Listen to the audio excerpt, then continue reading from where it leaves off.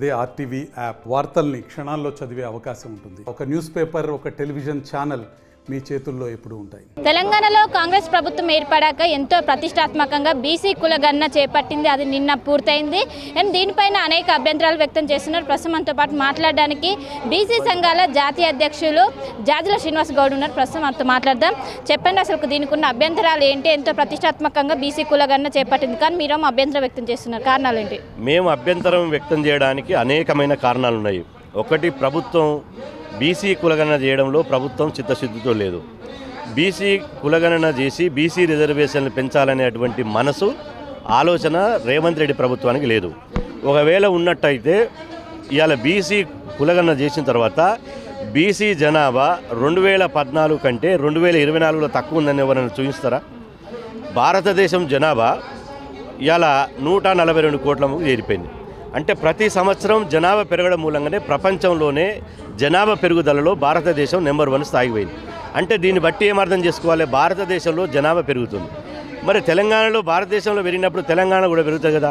2011లో కేంద్ర ప్రభుత్వం కులగణన చేసినప్పుడు జనాభా పెరిగింది. 2011 నుంచి 2014లో సమగ్ర కుటుంబ సర్వే కేసీఆర్ చేసినప్పుడు జనాభా పెరిగింది.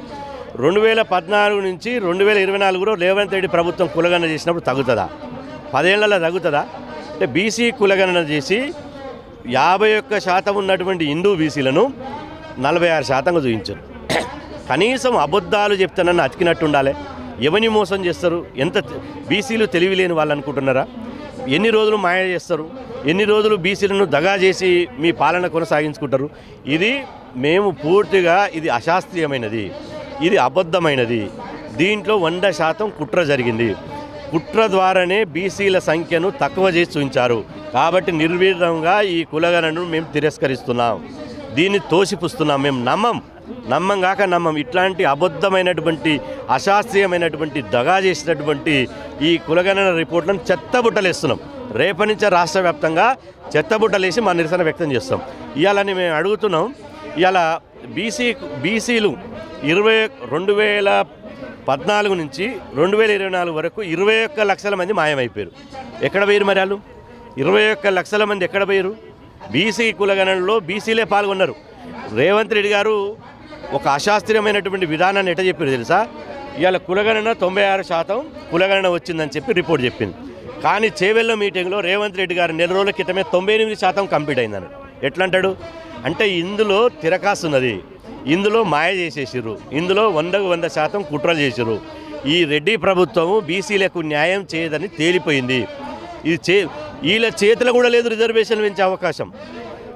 కాంగ్రెస్ ప్రభుత్వం చేతిలో కూడా లేదు. వీళ్ళ చేతులు లేని దానికే అబద్ధాలు చెప్పి దీన్ని తగ్గించి మాయమాటలు చెప్పి బీసీలను బుజ్గరించి మోసం చేశారు. మరి చేతులున్న దాన్ని మీరు ఎప్పుడు చేస్తారు? అంటే టికెట్ల కేటాయింపులో అన్యాయం చేస్తారు, టికెట్లు ఇచ్చేకాడ అన్యాయం చేస్తారు, రిజర్వేషన్ పెంచకాడ అన్యాయం చేస్తారు, కులగణన చేసేకాడ అన్యాయం చేస్తారు. బీసీలు ఎట్లా నమ్మాలా మిమ్మల్ని?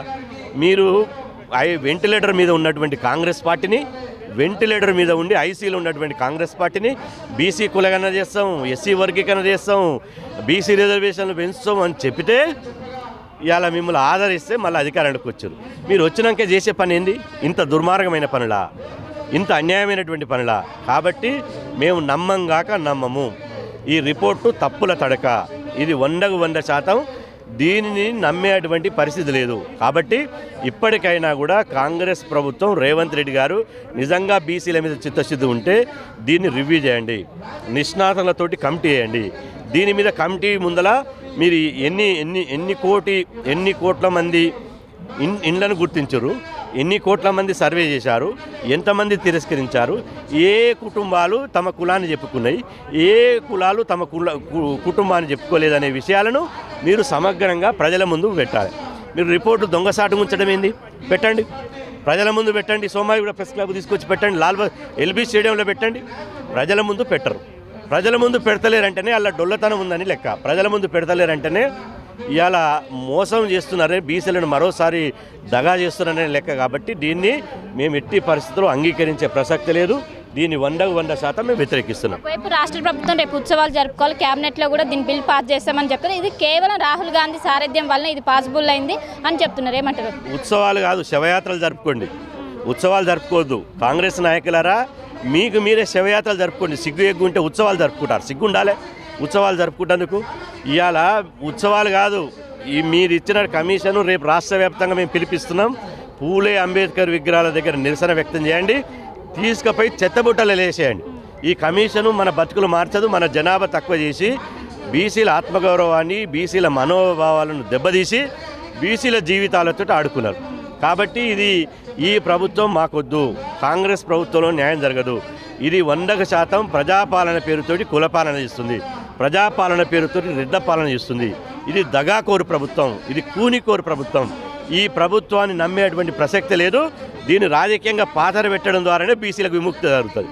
సమగ్ర కులగణన చేపట్టే ముందు క్వశ్చన్ ప్యాటర్న్ కూడా రిలీజ్ చేసింది, కానీ అప్పుడు అభ్యంతరాలు ఎందుకు తెలపలేదు? అప్పుడు కూడా మేము అభ్యంతరం చెప్పినాం, కానీ ప్రభుత్వం సుప్రీంకోర్టు జడ్జిమెంట్ ఉంది. మేము పొన్నం ప్రభాకర్ గారు ఒక ప్రెస్ మీట్ చేసి చెప్పారు, మేము 76 ప్రశ్నలు అడిగినాం, కానీ మేము ఐచ్ఛికం మాత్రమే, మీరు చెప్పొచ్చు చెప్పకపోవచ్చు, మీ ఇష్టం నుంచి చెప్పండి లేకపోతే లేదన్నాడు. అందుకనే వదిలేసినాం. 76 ప్రశ్నలు వేసి గందరగోళపరిచి గాయగాయ చేసి బీసీ కులాలను లెక్కలను తక్కువ చూపించడానికే ఈ కుట్రలు చేసింది. ఎన్ని పద్ధతులైతే ఎన్ని మెథడ్ అయితే అవలంబించిందో అన్ని మెథడ్లో తప్పులు చేసింది. నేను కుటుంబాలను గుర్తించకుండా తప్పు చేసింది, ఎనిమినేటర్లను శిక్షణ ఇవ్వకుండా తప్పు చేసింది, ఎనిమినేటర్లు ఇంటింటికి పోయి సమగ్రంగా సేకరించడంలో తప్పు చేసింది. ఆ తర్వాత మళ్ళీ ఇలా కులగణన పారాలను కంప్యూటర్లో ఫీడ్ చేసే కాడ తప్పు చేసింది, ఫీడ్ చేసి క్రోడీకరించి కులగణన అనౌన్స్ చేసే కాడ కూడా తప్పు చేసింది. ఇప్పుడున్న సర్వే ప్రకారం ఒక పర్సంటేజ్ బీసీలు ఉన్నారని వాళ్ళు ఒక కంక్లూజన్కి వచ్చారు. దీని ద్వారా రిజర్వేషన్స్ పెరిగే అవకాశం ఉందా? రిజర్వేషన్ను పెంచేటువంటి అధికారం ఈ ప్రభుత్వానికి లేదు. రిజర్వేషన్ పెంచే అధికారం కేంద్ర ప్రభుత్వంలో ఉంటుంది. కాకపోతే వీళ్ళు సమగ్రంగా కులగణన చేసి ఈ జనాభా ఎంత ఉందని చెప్పి అసెంబ్లీలో చట్టం చేయాలి. అసెంబ్లీలో చట్టం చేసి పార్లమెంట్కి పంపితే అప్పుడు పార్లమెంట్లో చట్టం చేస్తే తమిళనాడు తరాలు 69% రిజర్వేషన్లు పెంచేటువంటి అవకాశం ఉంటుంది. మీ ముఖమే సకదానానికి కులగణన చక్కగా చేయలేదు, వాడు పార్లమెంట్కి పోతే వాళ్ళు ఒప్పుకుంటారా? ఎవరిని మోసం చేస్తారు?